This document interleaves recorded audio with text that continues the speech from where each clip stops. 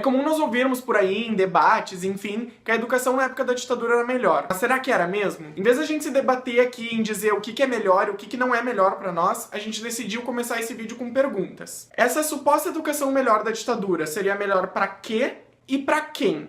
O primeiro ponto para pensarmos é justamente a questão curricular, ou seja, o que era ensinado nas escolas. No livro Currículos e Programas do Brasil, Antônio Moreira vai nos mostrar que, na década de 60 e 70, quando houve a ditadura militar, havia uma tendência tecnicizante no ensino brasileiro. Ou seja, os currículos das escolas públicas se voltavam para formar técnicos, mas não necessariamente estudantes críticos. Eduardo Guimarães, em sua dissertação de mestrado, nos mostra que, de acordo com a Lei 5.692 de 1971, o segundo grau era obrigatoriamente profissionalizante nas escolas públicas. Mas e nas escolas particulares?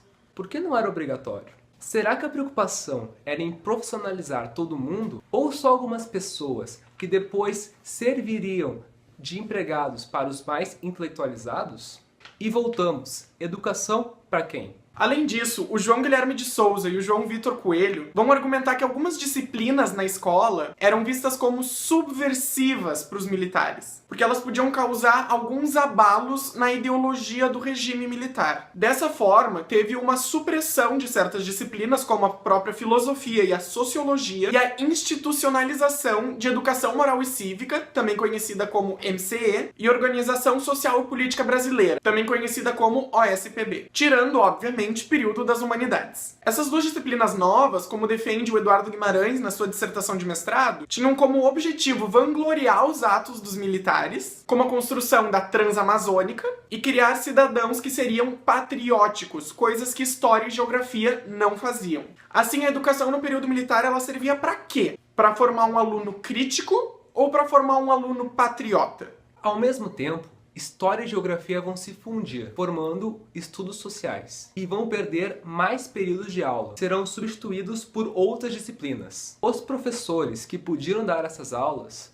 podiam se formar tanto em História como em Geografia, numa faculdade que durava 4 anos. Ou em Estudos Sociais, que durava somente 1 ano. Ou seja, um professor poderia estudar tanto História quanto Geografia em 1 ano e já estar apto a dar aulas em todas as escolas públicas do Brasil. Para Eduardo Guimarães, aquele da dissertação de mestrado, isso fragilizou as humanidades, pois os professores não tinham formação suficiente para fazer aulas produtivas. E acabavam produzindo aulas que muitas vezes eram enfadonhas, focadas em datas e eventos. Então, essa educação era para formar que aluno? Um que só sabia datas, eventos e ciências exatas? E nas escolas, desde 1968, já tinham sinais de que haviam pessoas que tinham sido contratados para ficar fiscalizando alunos e professores. Em um relato para o jornal O Globo, o Antônio Rodrigues vai contar que na escola dele foi contratada uma orientadora dos alunos, que cortava trechos do jornal da escola e que determinava em alguma medida quais conteúdos seriam dados na escola e quais não poderiam ser dados na escola. Na época da Copa de 1970, o Antônio Costa também vai relatar que nas disciplinas de moral e cívica, os alunos aprendiam sobre os bons empreendimentos econômicos e sociais do governo militar, ao mesmo tempo que diziam que um bom aluno era o aluno que se submetia à família,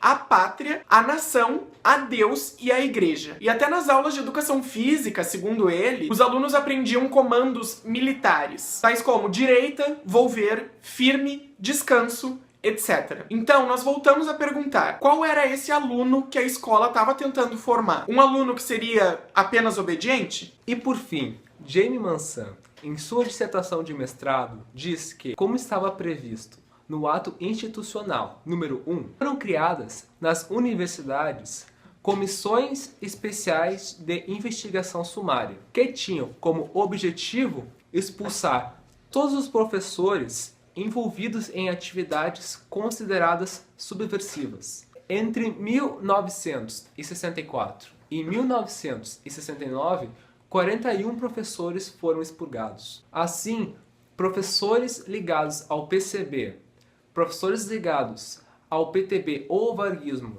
ou alguns professores ligados à esquerda católica, foram expulsos da universidade por razão das suas crenças políticas. Será que essa educação era livre? Que tipo de educação era essa, se ela cerceia a liberdade de pensamento dos professores? E para terminar, a gente vai deixar uma pergunta para vocês. Na ditadura militar, se a educação era melhor, ela era melhor para quê e para quem?